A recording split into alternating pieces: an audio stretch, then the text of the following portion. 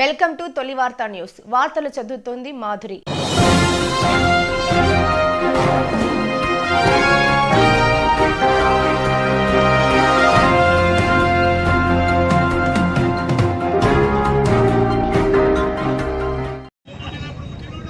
భూపేష్ కుమార్ బోరా పైన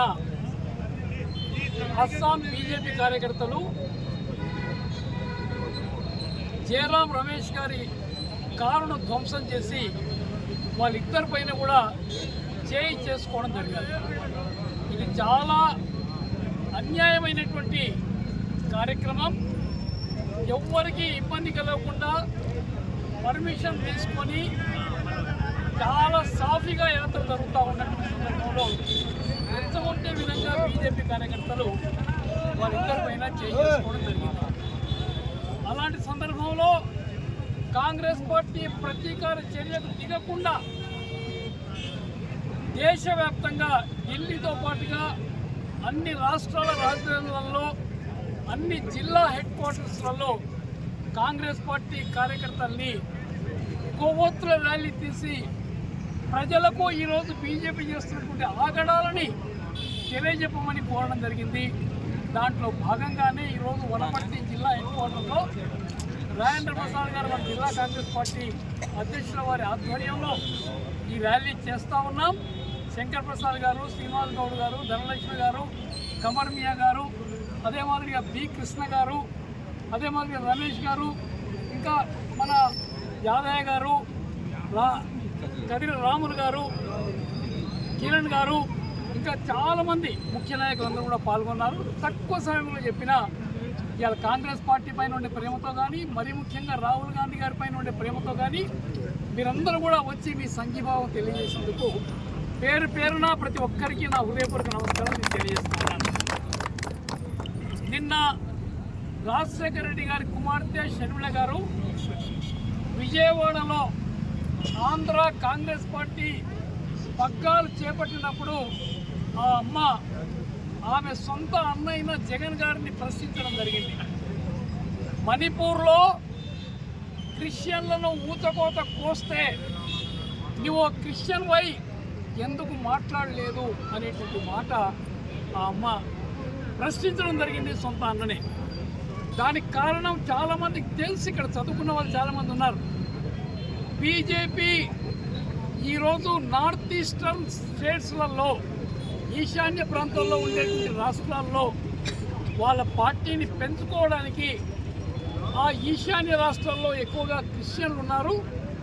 వాళ్ళను అనగదొక్కి అక్కడ కూడా హిందూయిజాన్ని పెంచి పోషించాలని క్రిస్టియన్స్ పైన వాళ్ళు ఊచకోత కోసి చాలా పెద్ద ఎత్తున దహనకాండ, మరణకాండ చేయడం జరిగిందనేటువంటి మాట కూడా నేను మనవి చేస్తున్నాను.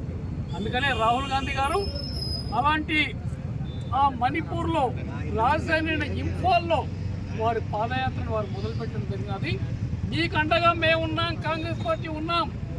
మీ మైనారిటీస్, మీ క్రిస్టియన్స్ మీరేం భయపడవద్దు, భారతదేశం మొత్తం మీకు అండగా ఉంటుంది, కాంగ్రెస్ పార్టీ మీకు అండగా ఉంటుంది అనేటువంటి మాట చెప్పడానికి వారు ర్యాలీని వారు మొదలుపెట్టినారు అనేటువంటి మాట. అదే జగన్ గారు ఈరోజు బీజేపీ వాళ్ళ యొక్క మద్దతుతో కొనసాగుతున్నారు కాబట్టి ఓ క్రిస్టియన్ అయ్యుండి కూడా ఆయన ఖండించలేనటువంటి మాట ధైర్యంగా చెల్లి షర్మిల గారు ప్రశ్నించడం జరిగింది అన్నటువంటి మాట. అదే ఈరోజు రాహుల్ గాంధీ గారు ధైర్యంగా ఆ ఇంఫాల్కు పోయి మణిపూర్ రాజధానిలో పాదయాత్ర మొదలుపెట్టి మీరేం భయపడద్దు మేము ఉన్నామనేటువంటి మాట చెప్పి అక్కడి నుంచి నాగాలాండ్ రాష్ట్రంలో కూడా వారి యొక్క పాదయాత్రను పూర్తి చేసుకొని అస్సాంలోకి పోవడం జరిగినది. అస్సాంలో ఉండే ముఖ్యమంత్రి ఆర్ఎస్ఎస్ కార్యకర్త, బీజేపీ కార్యకర్త కాడు. మన కాంగ్రెస్లో చాలా కాలం పదవులు అనుభవించినటువంటి వ్యక్తి. గతంలో ఆయన వైద్య ఆరోగ్య శాఖ మంత్రిగా కాంగ్రెస్ ప్రభుత్వంలో పనిచేశాడు. ఆనాడు ఉండేటువంటి కాంగ్రెస్లో కొన్ని భేదాభిప్రాయాలు వచ్చి పార్టీని వదిలి బీజేపీలోకి పోయినాడు.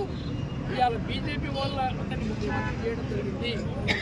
అలాంటి వ్యక్తియే ఇవాళ రాహుల్ గాంధీ గారి యాత్ర పైన దాడులు చేయించడం జరుగుతూ ఉందని మాట కూడా నేను సవినిగా మనవి చేస్తున్నాను.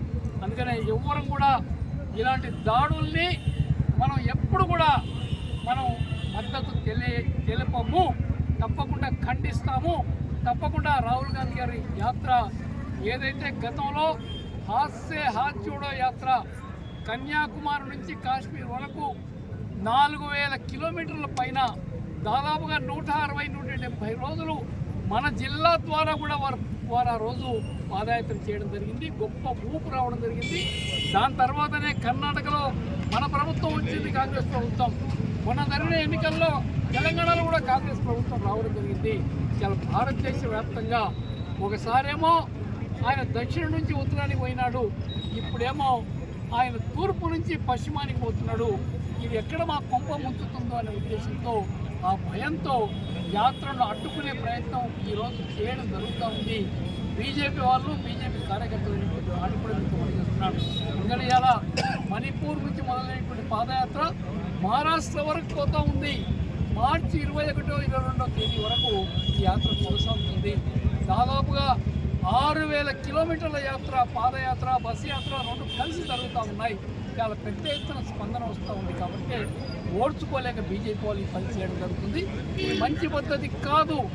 ఎవరు పాదయాత్ర చేసినా ప్రజల కష్టాలు తెలుసుకోవడానికే ప్రయత్నం జరుగుతుంది తప్ప రెచ్చగొట్టడానికి మాత్రం కాదు. ఆ ప్రాంతంలో ఉండే పరిస్థితులు గమనించడానికి జరుగుతుంది తప్ప ఇంకో విషయం కాదు.